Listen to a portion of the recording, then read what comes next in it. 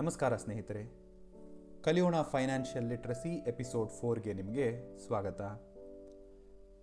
ಈ ಎಪಿಸೋಡ್ನಲ್ಲಿ ನಾವು ಡಿಸ್ಕಸ್ ಮಾಡುವಂಥ ಎಲ್ಲ ವಿಷಯಗಳು RBI ಅವರ ಫೈನಾನ್ಷಿಯಲ್ ಲಿಟ್ರಸಿ ಗೈಡ್ನಿಂದ ಪಡ್ಕೊಂಡಿರ್ತೇವೆ.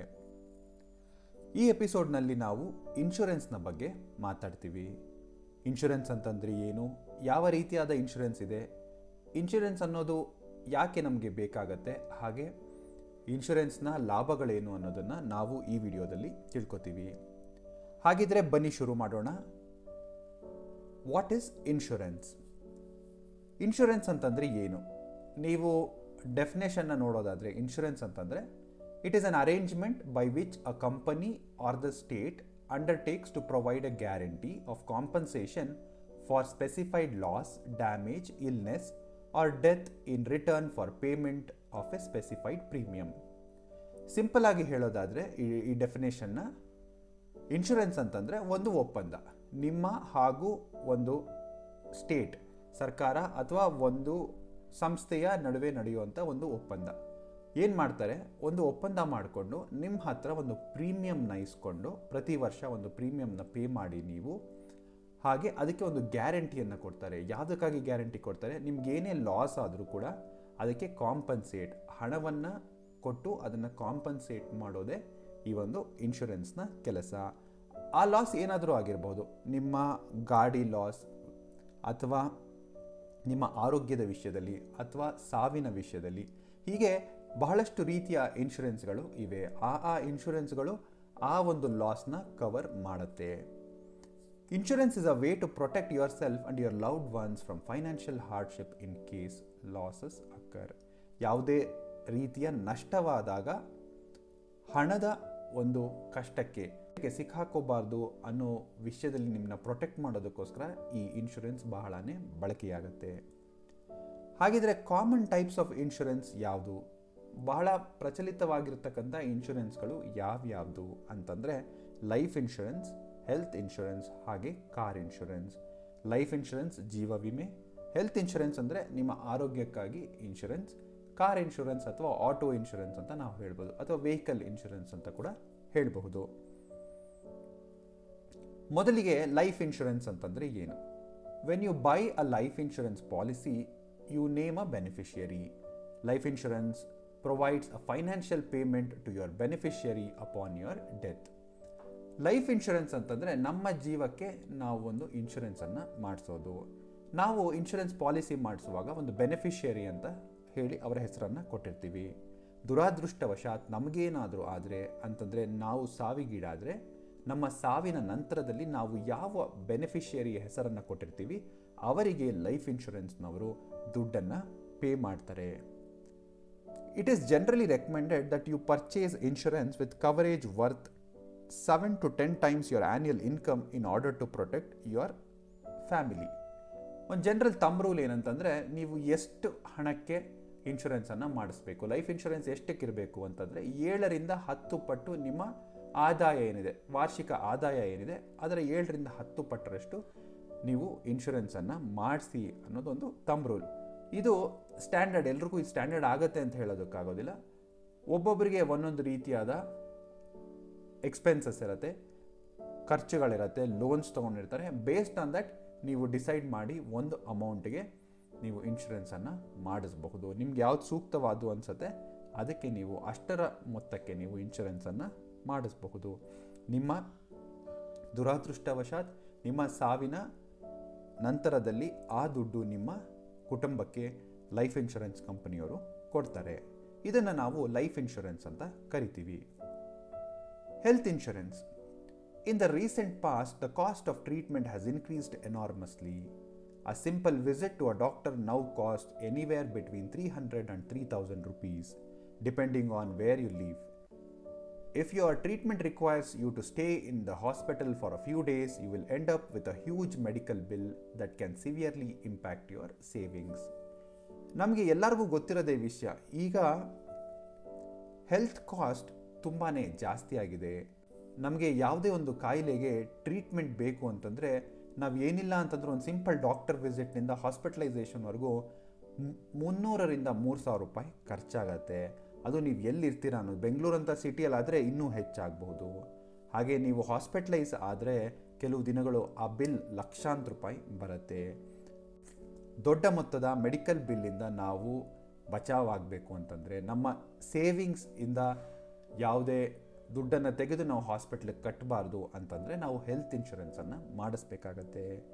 ನಾವು ಹೆಲ್ತ್ ನಮಗೆ ಯಾವಾಗ ಹಾಳಾಗುತ್ತೆ ಅಥವಾ ಆಕ್ಸಿಡೆಂಟಲಿ ಏನಾದರೂ ಆಗ್ತಿರಬಹುದು, ಅಂತಹ ಒಂದು ಕಷ್ಟದ ಪರಿಸ್ಥಿತಿಯಲ್ಲಿ ನಮ್ಮ ಹಣಕಾಸು ಸುರಕ್ಷಿತವಾಗಿರಬೇಕು, ಯಾವುದೇ ನಮ್ಮ ಸೇವಿಂಗ್ಸ್ ನಷ್ಟ ಆಗಬಾರ್ದು ಅಂತಂದರೆ ನಾವು ಹೆಲ್ತ್ ಇನ್ಶೂರೆನ್ಸನ್ನು ಮಾಡಿಸ್ಬೇಕು.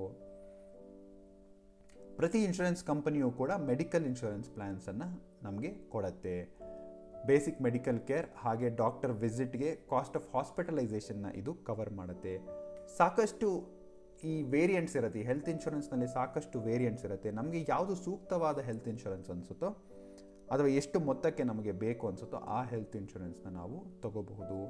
ಬೇಸ್ಡ್ ಆನ್ ದ ಕವರೇಜ್ ಆ ಪ್ರೀಮಿಯಂ ಕೂಡ ವೇರಿ ಆಗುತ್ತೆ. ಸೊ ನಮಗೆ ಎಷ್ಟು ಕವರೇಜ್ ಬೇಕು ಅಥವಾ ನಾವು ಎಷ್ಟು ಪ್ರೀಮಿಯಂ ಕಟ್ಟೋದಕ್ಕೆ ಸಾಧ್ಯ ಇದೆ ಅದರ ಬೇಸ್ಡ್ ನಮ್ಗೆ ಏನೇನು ಬೇಕು ಸೌಲಭ್ಯಗಳು ಇವೆಲ್ಲವನ್ನು ಒಟ್ಟುಗೂಡಿಸಿ ನಾವು ಒಂದು ಹೆಲ್ತ್ ಇನ್ಶೂರೆನ್ಸನ್ನು ಪರ್ಚೇಸ್ ಮಾಡಬಹುದು. ಇನ್ನೊಂದು ಕಾಮನ್ ಥರವಾದ ಇನ್ಶೂರೆನ್ಸ್ ಅಂದರೆ ಆಟೋ ಇನ್ಶೂರೆನ್ಸ್ ಅಥವಾ vehicle insurance. Auto or vehicle insurance is mandatory if you own a vehicle. Depending on your policy, it covers losses that your vehicle causes to other people and of your own medical expenses if you meet with an accident. ಈ vehicle insurance ಅನ್ನೋದು mandatory ಮಾಡಿದ್ದಾರೆ ಸರ್ಕಾರ. ನಿಮ್ಮ ಹತ್ರ ಒಂದು ಗಾಡಿ ಇದೆ, ಒಂದು 2 ವೀಲರ್ ಇದೆ ಅಥವಾ ಒಂದು 4 ವೀಲರ್ ಇದೆ, ಯಾವುದೇ ಗಾಡಿ ಇದ್ದರೂ ಈ ವೆಹಿಕಲ್ ಇನ್ಶೂರೆನ್ಸ್ ಅನ್ನೋದು ಮ್ಯಾಂಡೇಟ್ರಿ. ನಮ್ಮ ಪಾಲಿಸಿಯ ಪ್ರಕಾರ, ಅದರ ನಿಯಮಗಳ ಪ್ರಕಾರ ನಾವು ವೆಹಿಕಲ್ನ ಕಳ್ಕೊಂಡ್ರೆ ಅಥವಾ ಕಳ್ಳತನವಾದರೆ, ಅದಕ್ಕೆ ಏನಾದರೂ ಆಕ್ಸಿಡೆಂಟ್ ಆಗಿ ನಷ್ಟ ಆದರೆ, ಪಾರ್ಟ್ಸ್ ಡ್ಯಾಮೇಜ್ ಆದರೆ ನಾವು ಈ ವೆಹಿಕಲ್ ಇನ್ಶೂರೆನ್ಸನ್ನು ಕ್ಲೇಮ್ ಮಾಡಬಹುದು. ಕೆಲವೊಂದು ಸಂದರ್ಭಗಳಲ್ಲಿ ಈ ವೆಹಿಕಲ್ ಇನ್ಶೂರೆನ್ಸ್ನ ಜೊತೆ ಮೆಡಿಕಲ್ ಎಕ್ಸ್ಪೆನ್ಸಸ್ನೂ ಸಹ ನಾವು ಕವರ್ ಮಾಡುವಂಥ ಇನ್ಶೂರೆನ್ಸಸ್ ಇರುತ್ತೆ. It also covers the cost of repairing or replacing your vehicle due to other types of damages or loss such as vandalism, fire or theft.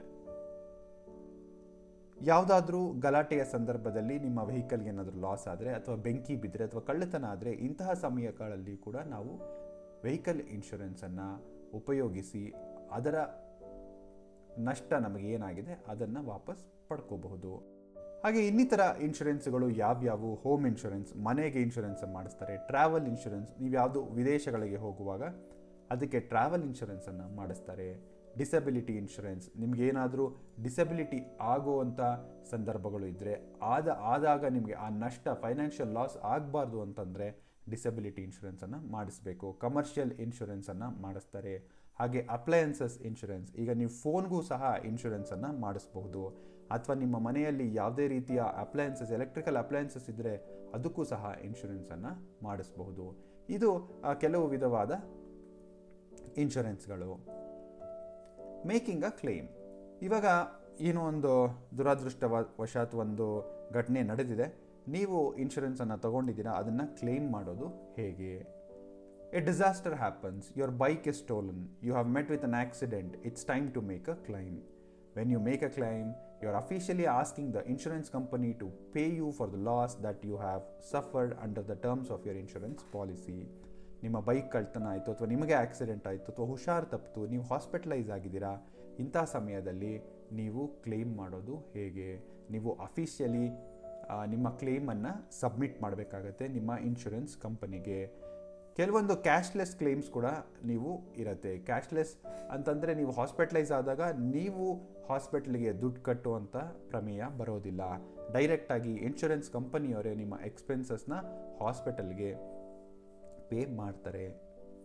ಮೊದಲನೇದಾಗಿ ನಾವು ಏನು ಮಾಡಬೇಕು ಈ ಥರ ಇನ್ಶೂರೆನ್ಸ್ ಕ್ಲೇಮ್ ಮಾಡಬೇಕು ಅಂತಂದರೆ, ನಮ್ಮ ಇನ್ಶೂರೆನ್ಸ್ ಬ್ರೋಕರ್ ಅಥವಾ ಏಜೆಂಟ್ ಅಥವಾ ಕಂಪನಿಯ ಕಸ್ಟಮರ್ ಕೇರ್ಗೆ ನಾವು ತಕ್ಷಣ ಅದನ್ನು ತಿಳಿಸ್ಬೇಕಾಗತ್ತೆ. ತಿಳಿಸಿ ನಾವು ಈ ಥರ ಒಂದು ಕ್ಲೇಮ್ ಮಾಡ್ತಾ ಇದ್ದೀವಿ ಅಂತ ಅವರಿಗೆ ಮೊದಲೇ ನೋಟಿಸ್ ಕೊಡಬೇಕಾಗತ್ತೆ. ಆ್ಯಂಡ್ ಕೆಲವು ಕಂಪನಿಗಳಲ್ಲಿ ಟೈಮ್ ಲಿಮಿಟ್ ಇರುತ್ತೆ. ನೀವು ಹಾಸ್ಪಿಟಲೈಸ್ ಆದ 24 ಅವರ್ಸ್ಗೆ ನೀವು ತಿಳಿಸ್ಬೇಕು ಅಥವಾ 48 ಅವರ್ಸ್ಗೆ ತಿಳಿಸ್ಬೇಕು ಅಥವಾ ಡೆತ್ ಆದ 1 ವೀಕ್ ಒಳಗಡೆ ನೀವು ತಿಳಿಸ್ಬೇಕು. ಈ ಥರ ಒಂದು ಕಂಡೀಷನ್ಸ್ ಇರುತ್ತೆ. ಸೊ ನಮ್ಮ ಡಾಕ್ಯುಮೆಂಟ್ಸನ್ನು ನಾವು ಕರೆಕ್ಟಾಗಿ ಓದಿ ಆ ಟರ್ಮ್ಸ್ ಆ್ಯಂಡ್ ಕಂಡೀಷನ್ಸನ್ನು ಅರ್ಥ ಮಾಡ್ಕೊಂಡಿರಬೇಕು. ಅರ್ಥ ಮಾಡಿಕೊಂಡು ನಂತರದಲ್ಲಿ ಅದನ್ನು ನಾವು ಸಬ್ಮಿಟ್ ಮಾಡಿದ್ರೆ ಒಳ್ಳೆಯದು. ಹೀಗೆ ನಾವೊಂದು ಕ್ಲೇಮನ್ನು ಮಾಡ್ಬೋದು. ಈ ಎಪಿಸೋಡ್ನಲ್ಲಿ ನಾವು ಇನ್ಶೂರೆನ್ಸ್ನ ಬಗ್ಗೆ ಸಂಕ್ಷಿಪ್ತವಾಗಿ ತಿಳ್ಕೊಂಡಿದ್ದೀವಿ. ಮುಂದಿನ ಎಪಿಸೋಡ್ನಲ್ಲಿ ನಾವು ಇನ್ವೆಸ್ಟ್ಮೆಂಟ್ಸ್ ಬಗ್ಗೆ ಕಲ್ತ್ಕೋತೀವಿ. ನಿಮಗೆ ಈ ವಿಡಿಯೋ ಇಷ್ಟ ಆಗಿದರೆ ಲೈಕ್ ಮಾಡಿ, ಹಾಗೆ ನಿಮ್ಮ ಫ್ರೆಂಡ್ಸ್ ಜೊತೆ ಶೇರ್ ಮಾಡಿ. ನಿಮಗೇನೇ ಡೌಟ್ಸ್ ಇದ್ದರೂ ನಮಗೆ ಕಮೆಂಟ್ಸ್ ಮೂಲಕ ತಿಳಿಸಿ. ನಿಮಗೆ ಇನ್ಶೂರೆನ್ಸ್ನ ಬಗ್ಗೆ ಇನ್ನೂ ಹೆಚ್ಚು ತಿಳ್ಕೋಬೇಕು, ನಿಮಗೇನಾದರೂ ಅದರ ಬಗ್ಗೆ ಹೆಚ್ಚಾಗಿ ಮಾಹಿತಿ ಬೇಕು ಅಂತ ಅನಿಸಿದ್ರೆ ನಮಗೆ ಕಮೆಂಟ್ಸಲ್ಲಿ ತಿಳಿಸಿ. ಮುಂದಿನ ವಿಡಿಯೋದಲ್ಲಿ ಸಿಗೋಣ. ಧನ್ಯವಾದಗಳು.